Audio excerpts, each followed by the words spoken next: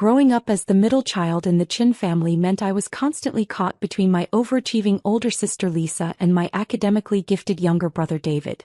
While Lisa excelled in business and David dominated in mathematics and science, I found my passion in art history and cultural studies. Unfortunately, my family viewed this as the soft option, something you did when you couldn't handle real subjects. Art doesn't pay the bills, Dad would say whenever I brought home another A+ in my art history courses. You need practical skills, not opinions about old paintings. Lisa was particularly dismissive of my interests. 5 years older and already climbing the corporate ladder at a prestigious marketing firm, she never missed an opportunity to point out how impractical my studies were. Maya's got her head in the clouds, she'd announce at family gatherings. While I'm closing million-dollar deals, she's writing essays about dead painters. The comments stung, but I'd learned to let them roll off me. I knew my work had value even if my family couldn't see it. After graduating with a master's degree in art history and cultural preservation, I'd found a position that perfectly combined my academic background with practical applications.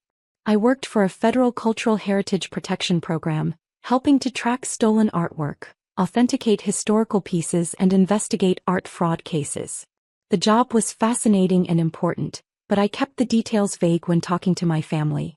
They knew I worked for the government in cultural something, but they assumed it was a boring desk job filing papers about museum acquisitions.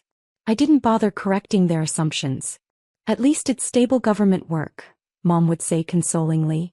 Even if it's not very prestigious. Lisa would nod sympathetically. Government jobs are perfect for people who don't want too much responsibility. What my family didn't understand was that my work involved serious criminal investigations. Art theft is a multi-billion-dollar international criminal enterprise, often connected to money laundering, terrorism funding, and organized crime networks. My expertise in authentication and provenance research made me valuable to federal law enforcement agencies tracking stolen cultural artifacts. The complexity of my actual work became clear during a case I'd been working on for 8 months. A network of stolen Renaissance paintings had surfaced in various auction houses across the country, all with falsified provenance documents. The FBI's art crime team had brought me in as a consultant to help trace the origins and identify the forgeries. The investigation led to a major breakthrough when we discovered that several legitimate collectors had unknowingly purchased stolen pieces. The artwork needed to be temporarily confiscated while we built our criminal case against the theft ring. This meant that some very expensive, very beautiful pieces needed secure storage while serving as evidence in an ongoing federal investigation. Since I had the highest security clearance on the team and expertise in art preservation, I was authorized to store several pieces in my home's climate-controlled basement. My house had been modified with museum-quality environmental controls, security systems, and fire suppression specifically for this purpose. The FBI covered all the costs for the modifications since the arrangement saved them thousands in professional storage fees. The pieces I was storing were extraordinarily valuable, not just financially but historically.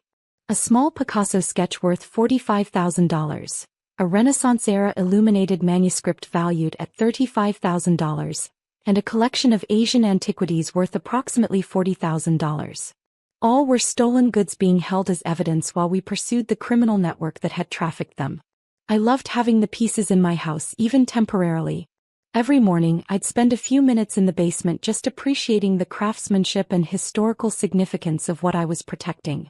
It felt like being a guardian of cultural heritage, which was exactly why I'd gotten into this field.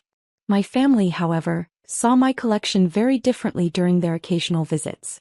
"Maya's weird art phase is getting expensive," Lisa would comment, glancing at the pieces without really seeing them.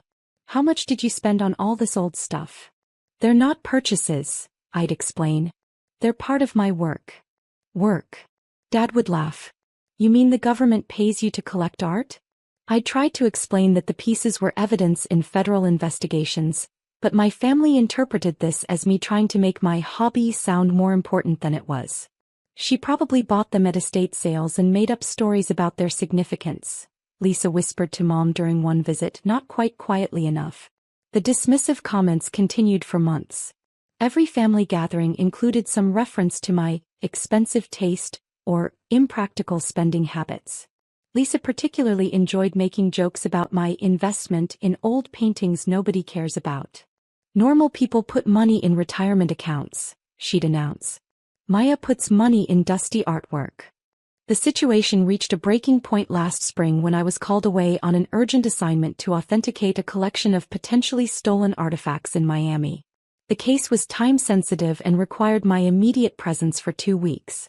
Since the artwork in my basement was secure and monitored by federal surveillance systems, I didn't worry about leaving it unattended. What I didn't anticipate was my family's reaction to my absence. 3 days into my Miami assignment, I received a text from Lisa. Stopped by to check on your house. Everything looks fine, but seriously, Maya, the amount of money you've wasted on that basement gallery is concerning. I texted back, please don't go in the basement. The security system is very sensitive. Relax. I'm not going to steal your precious art collection. The next text came 2 days later. Had an appraiser look at your pieces. You might have better taste than I thought. Some of this stuff is actually valuable. My blood went cold. Lisa, you brought an appraiser to my house? Without asking. I was worried you'd gotten scammed by art dealers. Turns out some pieces are worth serious money. The appraiser thinks you could get $120,000 for the whole collection. I immediately called her. Lisa, you cannot sell my collection. Those pieces are not for sale. Maya, we need to talk about this practically. You're sitting on $120,000 worth of art while complaining about student loan payments. It's irresponsible not to monetize assets. Those pieces are not assets. They're evidence in federal investigations. Lisa laughed. Come on, Maya. Stop trying to make your art hobby sound like police work. You bought expensive art you can't afford and now you're embarrassed about it. I'm serious, Lisa. Do not touch anything in my basement. I'm trying to help you make a smart financial decision for once in your life. The conversation ended with Lisa promising not to do anything dramatic, but I could hear the wheels turning in her mind. Lisa had always been convinced that I was financially irresponsible, and now she thought she'd discovered proof that I'd been lying about my income and spending habits. I tried to focus on my work in Miami, but I was distracted by worry about what Lisa might do. I considered flying back early, but the authentication work was critical to a major federal case. I decided to trust that Lisa wouldn't actually sell anything without talking to me first. I was wrong. The call came on Friday morning, just as I was finishing my final authentication report. Maya. The voice was unfamiliar and panicked. Yes, who is this? This is Robert Hartman from Hartman Fine Art Gallery. I purchased a collection from your sister yesterday, and we have a serious problem. My stomach dropped. What kind of problem? FBI agents are in my gallery right now, confiscating everything I bought from Lisa Chin. They're saying the pieces are stolen goods and evidence in a federal investigation. They want to know how I obtained federal evidence. I closed my eyes. Mr. Hartman, I work for the FBI's Cultural Heritage Protection Program. Those pieces were evidence in an ongoing federal investigation, stored at my residence under official authorization. Your sister said they were your personal collection and you needed money for student loans. My sister committed theft of federal evidence. She had no right to sell those pieces. But I paid $120,000. I have a bill of sale signed by Lisa Chin. Mr. Hartman, I'm very sorry, but you've been defrauded. Those pieces were never for sale and my sister had no legal authority to sell them. I could hear shouting in the background of Hartman's call. The FBI agents want to speak with you immediately, he said. They're asking if you were complicit in selling federal evidence. Tell them I'm Agent Maya Chin, badge number 4471, and I've been in Miami on official assignment. I had no knowledge of this sale. I hung up and immediately called my supervisor in D.C. Agent Chin. Director Williams answered on the first ring. We've got a situation at your residence. Sir. My sister sold the evidence pieces while I was in Miami. Your sister committed theft of federal evidence, fraud, and obstruction of a federal investigation. We need you back in D.C. immediately. The flight home was a nightmare. I spent 3 hours trying to understand how Lisa could have done something so catastrophically stupid. She'd somehow convinced herself that I was lying about my job, my income, and the nature of my art collection. In her mind, she was helping me make a smart financial decision by liquidating what she thought were my personal assets. But what Lisa didn't realize was that she'd committed multiple federal felonies. Theft of federal evidence, fraud, obstruction of justice, and interfering with a criminal investigation. The pieces she'd sold weren't just valuable artwork. They were crucial evidence in a case against an international art theft ring. I landed in D.C. and drove straight to the FBI field office, where Director Williams and 2 agents from the art crime team were waiting. "Agent Chin," Williams said grimly, "we need to know everything about how your sister gained access to the evidence." I explained the security system, Lisa's visits to check on the house, and her conviction that I was financially irresponsible. "She genuinely believed she was helping me," I said. "She thought I'd wasted money on expensive art and needed to liquidize assets to pay bills." "Agent Chin, your sister's intentions are irrelevant. She committed theft of federal evidence. The pieces she sold were critical to building our case against a criminal network that's stolen millions in cultural artifacts." "What's the damage to the investigation?" "Substantial. The buyer, Hartman, claims he purchased in good faith, but now the chain of custody for our evidence is compromised. Defense attorneys will argue that the evidence was contaminated. Your sister may have inadvertently helped the criminals we've been pursuing for months." I felt sick. What happens to Lisa? She'll be arrested and charged with multiple federal crimes. Theft of federal evidence carries up to 10 years in prison. The agents explained that they'd already traced the entire transaction. Lisa had contacted Robert Hartman, describing herself as my financial advisor, who was helping me liquidate assets. She'd forged my signature on bills of sale and presented herself as acting with my authority. Hartman had paid $120,000 for what he thought was a legitimate private collection. "Where's the money?" I asked. "Your sister deposited it in what she thought was your bank account. She apparently believed she was doing you a favor by forcing you to sell what she considered impractical investments." That evening, I drove to my parents' house for what I knew would be a difficult conversation. The family was gathered for dinner, and Lisa was clearly the star of the evening. "There she is," Dad called out as I walked in. "Lisa told us about your big art sale. $120,000. We had no idea you were sitting on such valuable pieces." Mom hugged me. "We're so proud that you finally made a practical financial decision. Lisa said the money will help with your student loans." I looked around the table at my family's happy faces. They had no idea that Lisa had just destroyed her life by committing federal crimes. "Your weird art sold for $120,000. Lisa announced dramatically, clearly having practiced this moment. The family burst into celebration. "Finally useful for something." Mom cheered, raising her glass.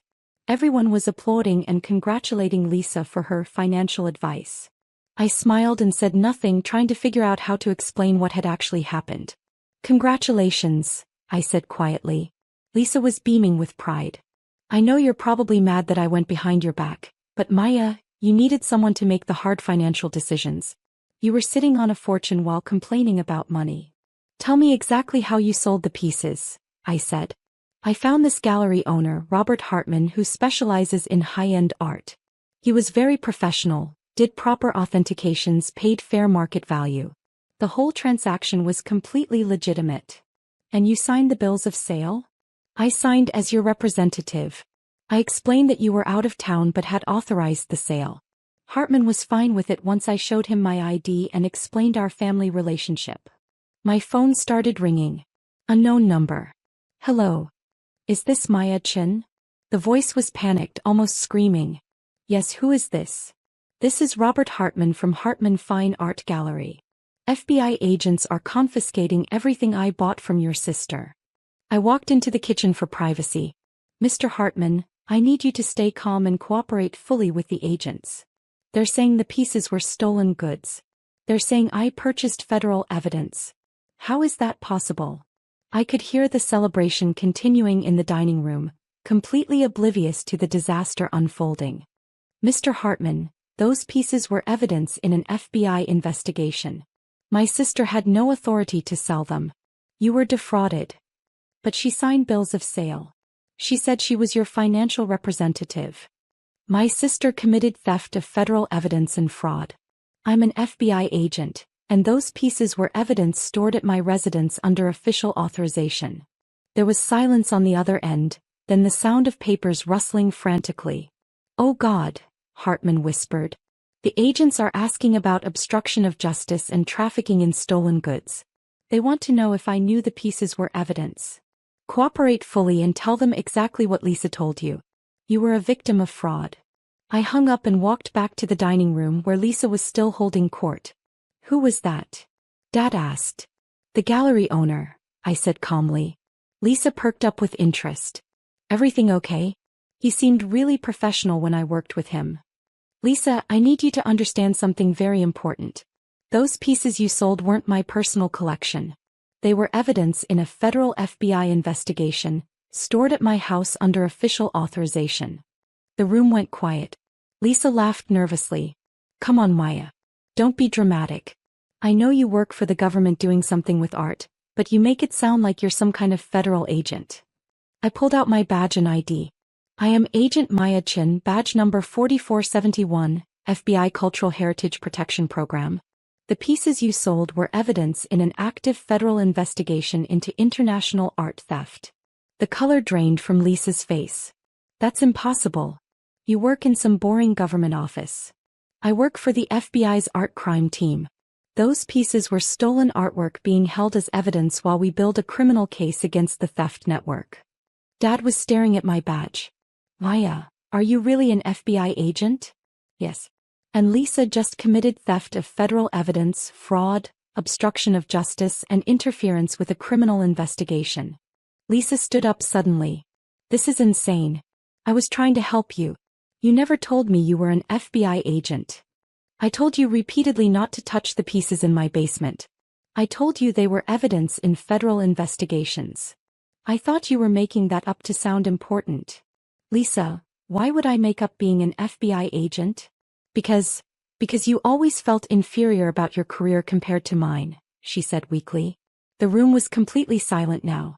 My parents were looking back and forth between Lisa and me, trying to understand how their successful older daughter had somehow committed federal crimes against their federal agent younger daughter. My phone rang again. "Director Williams. Agent Chin, we need your sister to turn herself in for processing. Federal arrest warrants have been issued. She's here with my family right now.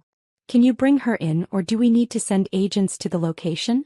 I looked at Lisa, who was starting to understand the magnitude of what she'd done. "I'll bring her in," I said. After I hung up, I sat down across from Lisa. "You need to come with me to the FBI field office. You're being charged with multiple federal felonies." "Felonies?" Mom gasped. "Theft of federal evidence, fraud, forgery, and obstruction of a federal investigation. Each charge carries up to 10 years in prison." Lisa was crying now. "I didn't know. I thought I was helping you."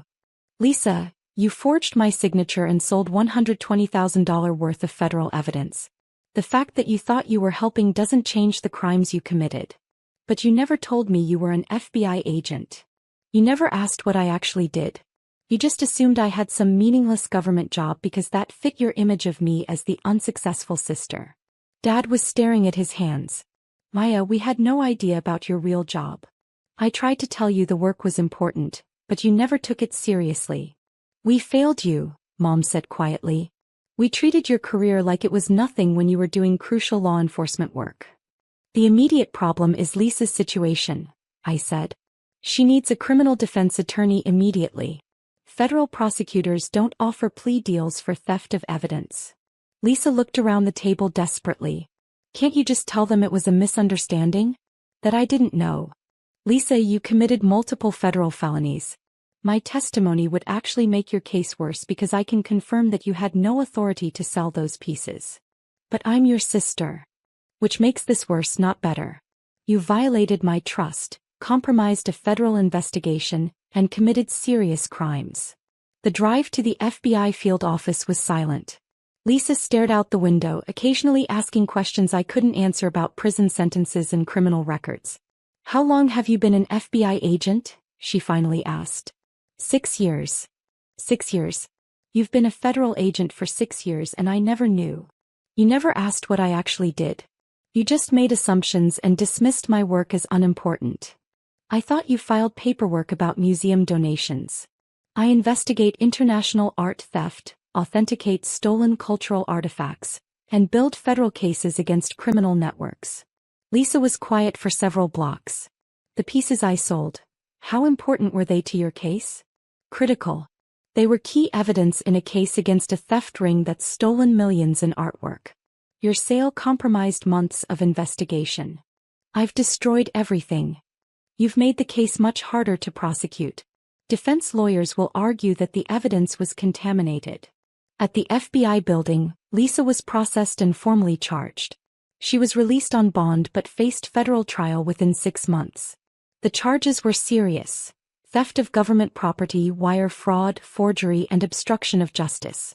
Robert Hartman, the gallery owner, was cleared of criminal charges but lost his $120,000. The Federal Victim Recovery Program would eventually reimburse him, but his reputation in the art world was damaged.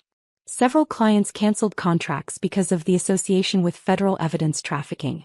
The stolen art pieces were recovered and returned to evidence storage, but the chain of custody issues created problems for our prosecution. The defense team argued that FBI evidence had been contaminated by family interference, and while we eventually won the case, the sentences were reduced due to procedural questions. Lisa's trial was brief.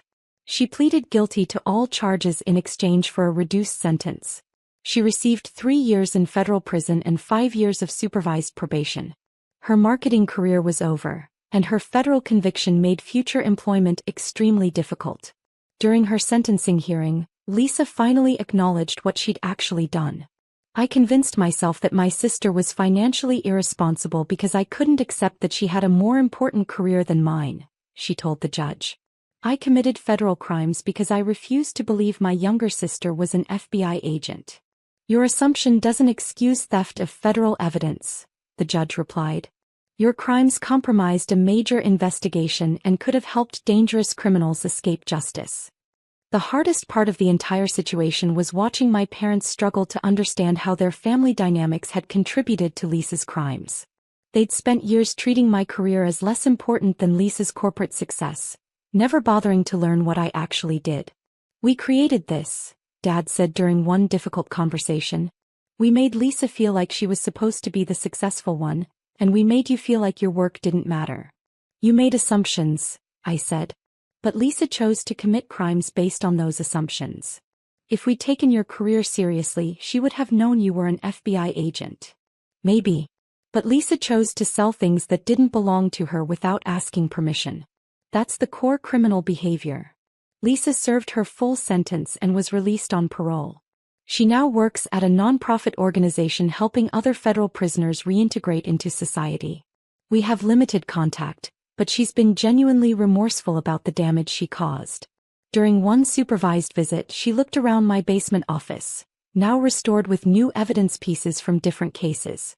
I still can't believe you're an FBI agent, she said quietly. You never asked what I actually did. You just assumed it was nothing important.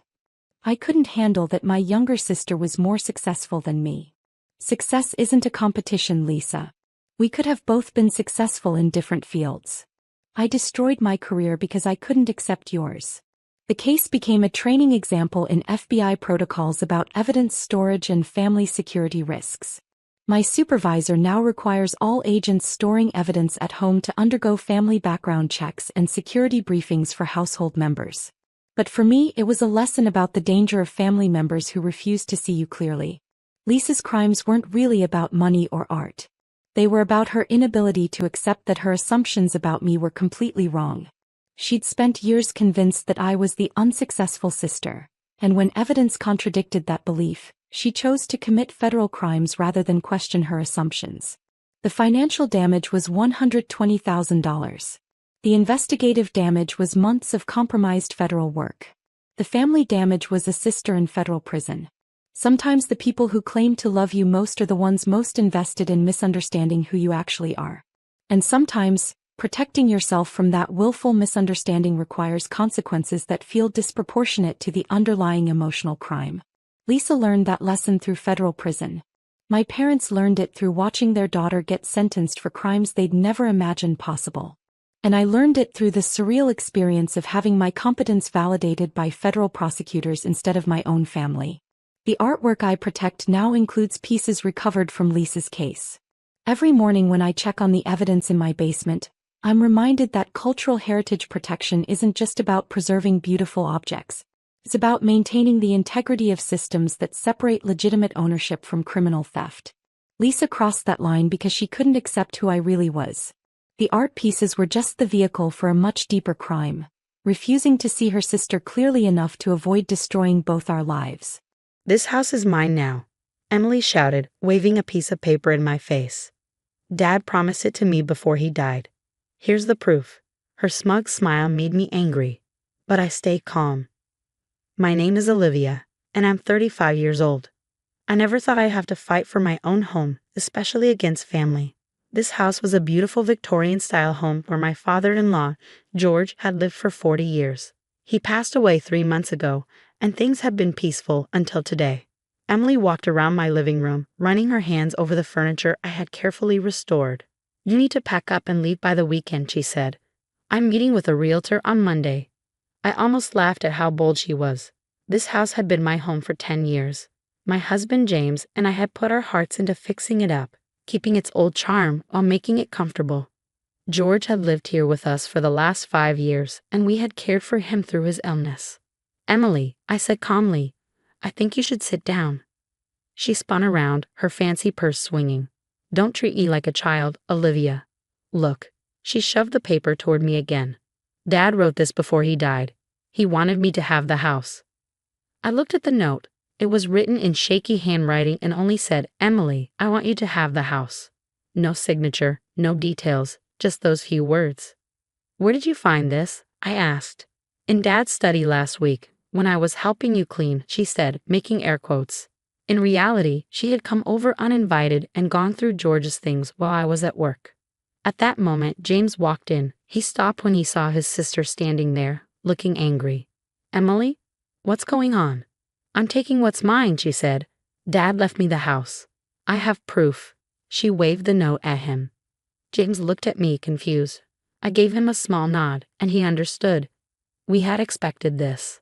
"Emily," he started, "that's not—" "Don't try to stop me," she snapped. "You always side with Olivia. But this time, I have proof. Dad wanted me to have this house, and I'm selling it." I walked over to an old desk in the corner, one of George's favorite pieces. I pulled out a thick envelope from a hidden compartment. "Funny you mentioned proof," I said. Emily rolled her eyes. "Whatever you have doesn't matter. Dad's words are clear." "Are you sure?" I asked, taking out some documents, "because here is the official property deed. George transferred the house to James and me 5 years ago, when we took out a mortgage to renovate it for his care. We've also been paying the property taxes and insurance since then." Emily's face turned pale, but she quickly recovered. "That doesn't matter. Dad changed his mind. This note proves it." I laid out more papers. "This is a notarized statement from your father, written 3 months before he passed, when he was still thinking clearly. It says he wanted James and me to keep the house as a family home. He knew we were the ones taking care of him." Emily's hands shook. "No, that can't be true. He wouldn't." "There's more," I said quietly. "Here are records of all the work we've done on the house. And here are records showing how many times you refused to help with his care or medical costs." Emily's face turned completely white. She sat down, her dress wrinkling. But the note." James stepped forward, his voice firm but gentle. "Emily, Dad could barely write in his last 2 weeks. He was on strong medication. This note doesn't override the legal documents he signed when he was well." Her lip trembled, but then her eyes hardened. "You manipulated him," she snapped. "You turned him against me while I was working in New York." "No, Emily," I said softly. "We were here. We took him to the doctor. We changed the house for his wheelchair. We played chess with him and listened to his stories. Where were you?" She jumped up, grabbing her purse. "This isn't over," she shouted. "I'll get a lawyer. You'll see." She stormed out, slamming the door. James and I exchanged a look. We both knew she wouldn't give up easily. I carefully put the papers back in the envelope. "Do you think she'll really get a lawyer?" I asked. James sighed. "Probably, but we have everything in order, thanks to you." I nodded, remembering George's warnings. "Your sister might try to take the house," he had told us. She always feels like she deserves more. That's why he had made sure everything was legally transferred to us. I looked around the living room, the floors we had restored, the old molding, the family pictures on the walls. This wasn't just a house. It was our home, full of love and memories. Emily had a note, but we had something stronger: the truth, the law, and years of care for George. Still, as I watched the sunset through the stained glass windows, I had a feeling this fight wasn't over. Emily didn't waste any time. Within days, letters from her lawyer started arriving, demanding documents and threatening legal action. But what happened next shocked us. One afternoon, I came home from work and found a real estate agent walking through our house, measuring things. Emily stood in the hallway, smiling smugly. "What's going on?" I asked, dropping my bag. "Just getting the house assessed," Emily said sweetly. "My lawyer says we need to know its market value before the case moves forward." The real estate agent looked uneasy. "I didn't know there was a dispute over ownership," she said, glancing between us. "There isn't," I said firmly. "This is private property and you're trespassing. You need to leave." Emily's smile faded. "Don't be difficult, Olivia. This will go smoother if you just cooperate." I pulled out my phone. "You have 2 minutes to leave before I call the police." "How did you even get in?" Emily held up a key, Dad's spare. "Found it in his study when I was helping clean up." The real estate agent quickly packed up her things and hurried out, apologizing. Emily, however, didn't move. "You can't keep denying me what's mine," she said angrily. "I know Dad wanted me to have this house. You and James tricked him when he was weak." Just then, our elderly neighbor, Mrs. Sullivan, appeared in the doorway. "Is everything okay?" she asked. I saw a stranger walking around with a measuring tape and got worried. "Everything's fine," I assured her. "Just a misunderstanding about property access." Mrs. Sullivan looked at Emily and frowned. "Oh, it's you. You know, I was just thinking about your father. Such a shame how little you visited him in his last years." Emily's face turned red. "I was busy with my career. Not everyone has time to play nurse." Mrs. Sullivan's voice turned cold. "No, but most people make time for their dying father. I remember George telling me how grateful he was for Olivia and James. He said they were the only ones who truly cared about him, not just his house." Emily grabbed her purse and stormed out. "You'll be hearing from my lawyer," she yelled as she left. After she was gone, Mrs. Sullivan turned to me. "I have something for you. I've been holding onto it for the right time." She pulled an envelope from her pocket. "George gave me this 2 months before he passed. He told me to give it to you if Emily ever tried to take the house." Inside was a letter written in George's clear handwriting from before his illness worsened. It detailed how Emily had repeatedly tried to get him to sign the house over to her, how she only visited when she wanted something, and why he made sure the property legally went to James and me. "He knew," Mrs. Sullivan said. "He knew she would try this. That's why he had me witness them signing the house over to you and James. I was there at the lawyer's office." Tears welled up in my eyes. Even after he was gone, George was still protecting us. That evening, when James came home, I showed him the letter. He read it silently, his jaw tightening. "I knew she was selfish," he said finally. "But this trying to sell our house, bringing a real estate agent in while we're still living here, that's a new low, even for her." We called our lawyer and updated him on everything. He was particularly interested in Emily breaking in and trying to get the house appraised. "This actually helps your case," he said. "She's showing a pattern of interfering with your legal rights. If she sues, this will weaken her claim." The next day, we changed the locks and installed security cameras. We also filed a police report, not to press charges, but to document Emily's actions. As we took steps to protect our home, I thought about George. He had spent his last years here, watching the neighborhood kids play from his favorite chair by the window. "Promise me you'll keep it in the family," he had told us one evening, his voice weak, but his mind sharp. Not just as a property, but as a home. Emily, she'd sell it in a second. She never understood what makes a house special. We had promised, and now we were fighting to keep that promise. This wasn't just about legal rights anymore. It was about honoring George's wishes. That night, as James and I sat on the porch swing George had built years ago, both our phones buzzed with messages from Emily. She demanded a family meeting, claiming she had undeniable proof that the house was hers. "Should we go?" James asked, sounding exhausted. I squeezed his hand. "Yes, Let's hear her out. But this time, we'll be ready with proof of our own.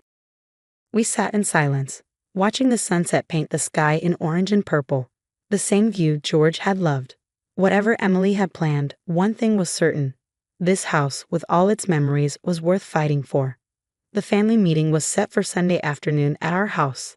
Emily arrived with her lawyer in tow, dressed like she was heading to court rather than a family discussion. I noticed she was clutching a folder, presumably containing her irrefutable evidence. What she didn't expect was to find Mrs. Sullivan and our family lawyer already seated in our living room. "What are they doing here?" Emily demanded, her confident facade cracking slightly. "They're witnesses," I replied calmly. "Mrs. Sullivan to George's wishes, and Mr. Parker to the legal aspects of property ownership." Emily composed herself quickly and sat down, smoothing her skirt. "Fine. Let's get this over with." She opened her folder with flourish. "I have proof that Dad was coerced into transferring the property.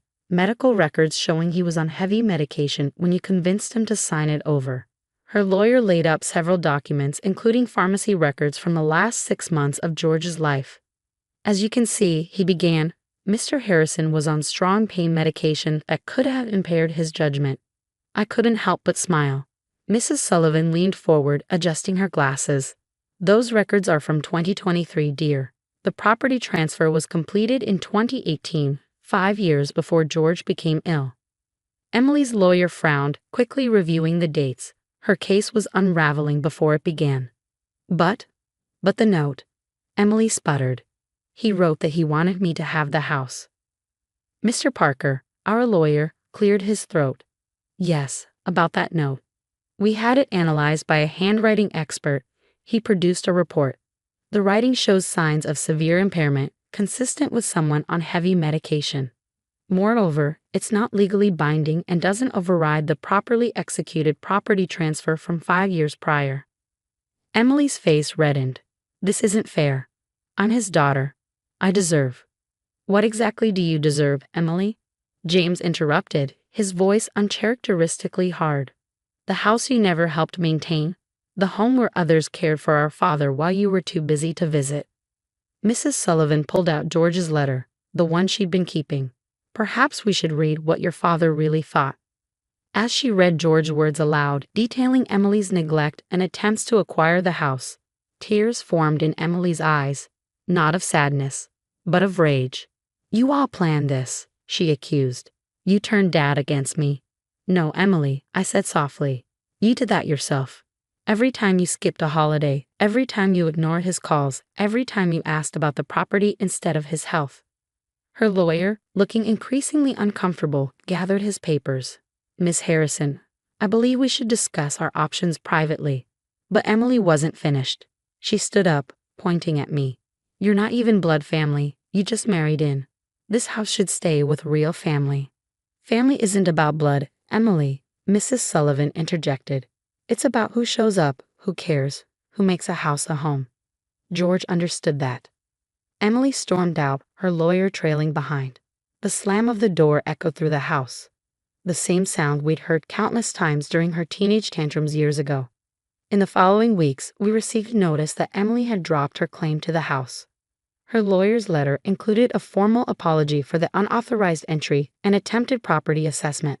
We later heard through family friends that she'd taken a job offer in California, as far from the house and its memories as she could get. James and I spent that summer restoring George's garden, the one he'd tended so carefully. We planted his favorite roses and set up the bird feeders he'd loved to watch. One evening, as we sat on the porch swing, Mrs. Sullivan joined us with a photo album we'd never seen before. "George gave me this too," she said. "Pictures of this house through the years, the children growing up, the family gatherings, the quiet moments. He wanted you to have it, to remember why he chose you to continue its story." As we flipped through the pages, we saw the house through George's eyes, not as property to be claimed, but as a home where life happened, where memories were made, where love grew. The final page held a note in George's handwriting, dated just before the property transfer, to James and Olivia. "You've made this house a home again. Thank you for giving me peace in knowing its future is in the right hands." We still get Christmas cards from Emily, impersonal and signed with just her name. But the house remains what George wanted it to be, a family home, filled with love, laughter, and the kind of care that can't be measured in property values or legal documents. Sometimes, when the evening light hits the stained glass windows just right, I swear I can feel George's presence, smiling at how his final wishes were honored. Not just about the house, but about understanding what really makes a family. And in the end, that's what this fight was really about, not just bricks and mortar, but the heart and soul of a home that was entrusted to those who truly understood its worth. The hospital room was quiet except for the steady beep of the monitors. Then, my mother-in-law's voice cut through the silence like a knife. "I've listed your house for sale," she said, sounding pleased with herself. "That tiny place was never good enough for my son David." My name is Olivia Parker. I was 34, lying in a hospital bed recovering from emergency surgery, when my mother-in-law, Eleanor, decided to take control. I had been hospitalized for a ruptured appendix, and she saw this as the perfect chance to make her move. I kept my eyes closed, pretending to be drowsy while my mind raced.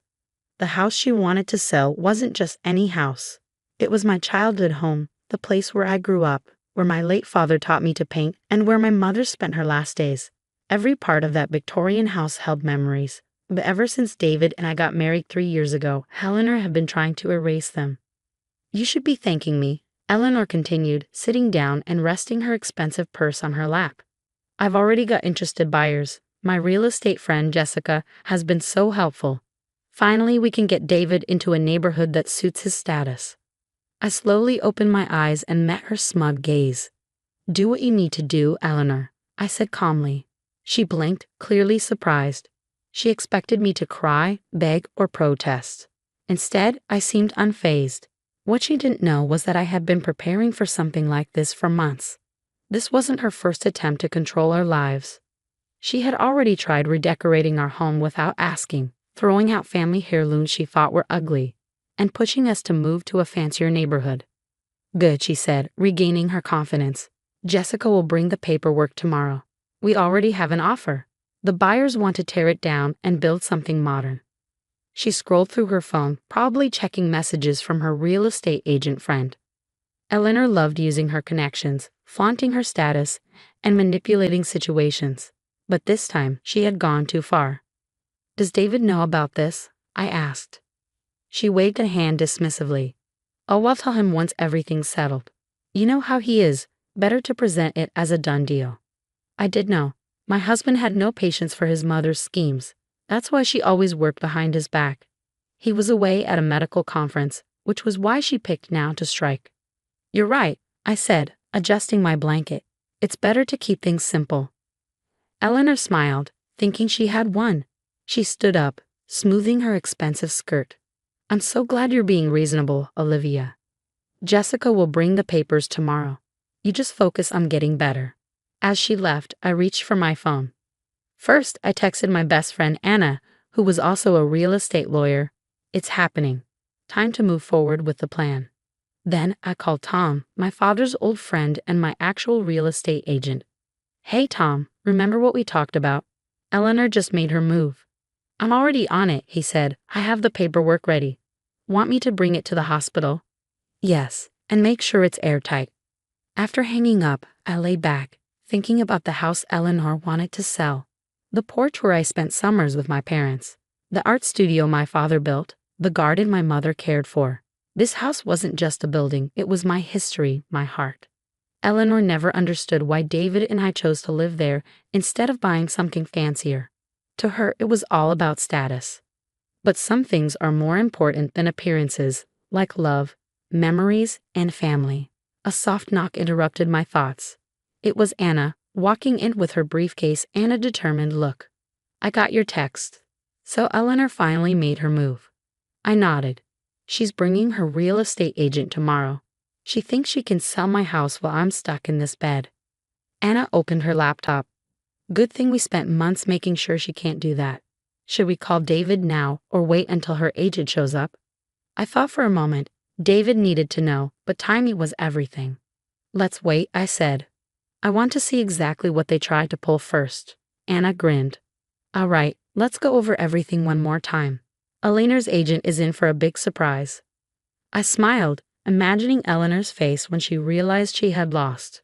Sometimes the best way to beat a manipulator isn't to fight them, it's to be one step ahead. The plan was in place. Now, we just had to wait. The next morning, Eleanor stormed into my hospital room, dressed to perfection as always. Behind her was a polished woman in a business suit, Jessica, her real estate agent friend. Neither of them seemed concerned that they were trying to sell a house they had no right to sell. "Olivia, dear," Eleanor said sweetly, "this is Jessica Miller. She brought the paperwork for you to sign. We've already got a great offer, $50,000 over asking price. Isn't that wonderful?" Jessica pulled out a folder, spreading papers across my hospital tray. "Mrs. Parker, just sign here, and we can move forward with the sale. The buyers are very eager." A voice cleared from the doorway. Eleanor turned, her smile fading. "Who are you?" "Tom Reynolds," the man said, stepping inside. "I'm the licensed real estate agent for this property." He calmly set his own folder on the table, moving Jessica's paperwork aside. Eleanor's face turned red. "Jessica is handling the sale." "No," I said, keeping my voice steady. "She isn't. Tom has been my real estate agent for 15 years. He handled the property transfer after my parents passed away." Jessica shifted uncomfortably.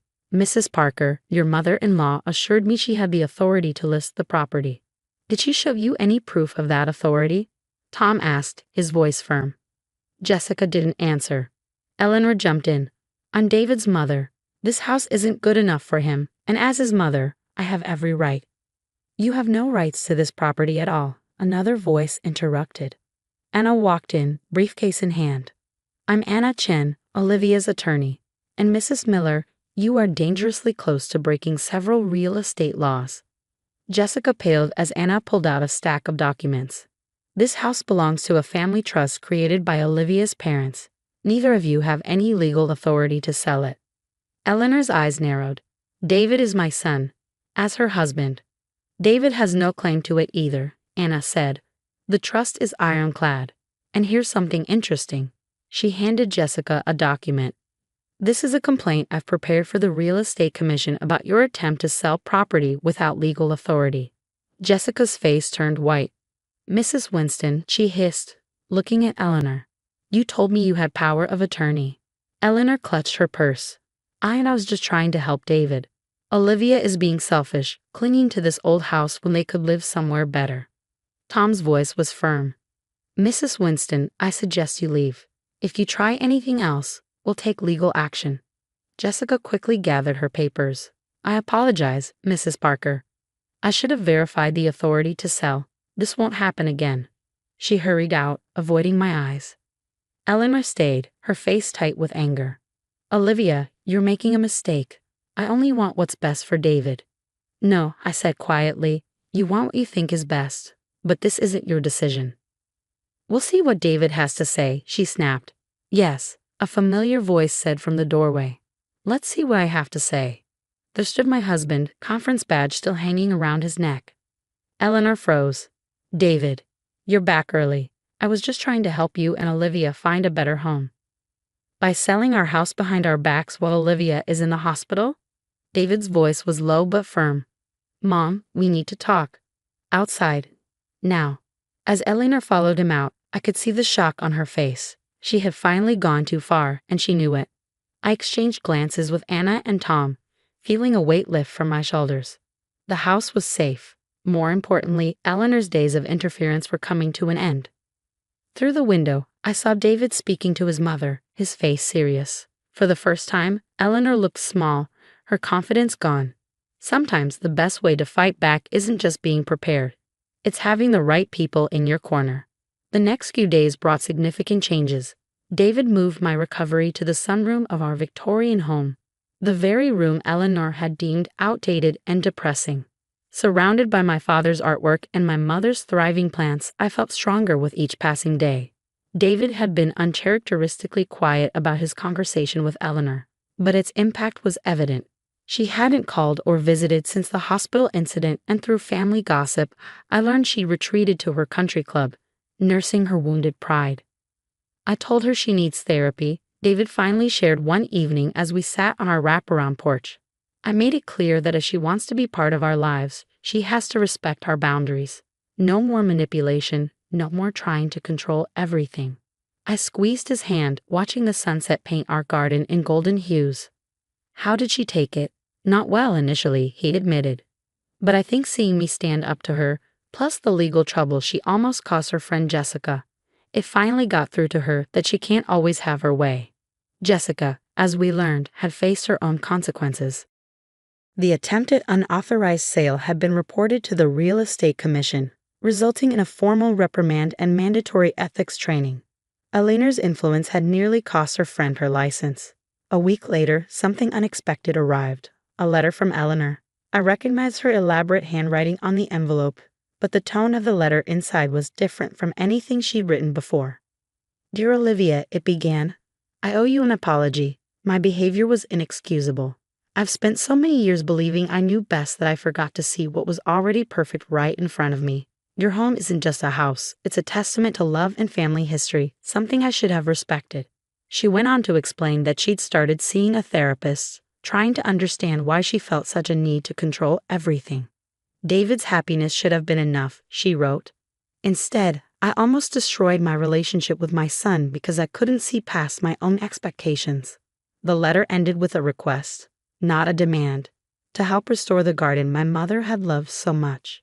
If you're willing, she wrote, I'd like to learn about the memories this place holds. Maybe then I can understand why it means so much to both of you. David found me crying over the letter in the kitchen. Mom told me she was writing to you, he said softly. She's trying, Olivia. For the first time in her life, she's really trying. 2 weeks later, Eleanor came to visit. Gone were the designer suits and critical comments. Instead, she arrived in gardening clothes, ready to help replant my mother's favorite roses.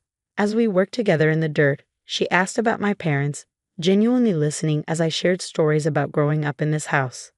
I get it now, she said quietly, patting soil around a new rose bush. This isn't about the house itself.